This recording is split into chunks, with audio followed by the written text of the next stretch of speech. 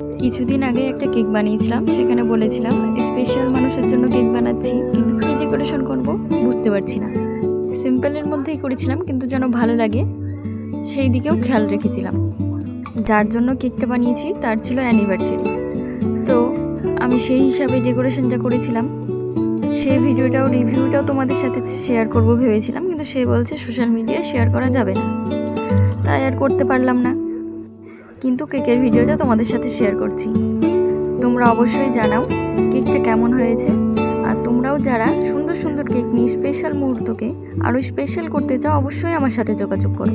আর তোমরা যারা নিজেরা নিজের হাতে সুন্দর সুন্দর কেক বানিয়ে বিজনেস শুরু করতে চাইছো, দেরি না করে ঝটপট বুক করো তোমাদের সিটটা। লিমিটেড সিট এবং সকলকে হাতে ধরেই শেখানো হয়, ভিডিওগুলো ফলো করলে বুঝতে পারবে। আর কিভাবে বিজনেস করলে তাড়াতাড়ি গ্রো করবে সেগুলো সব আলোচনা করা হবে ক্লাসেই।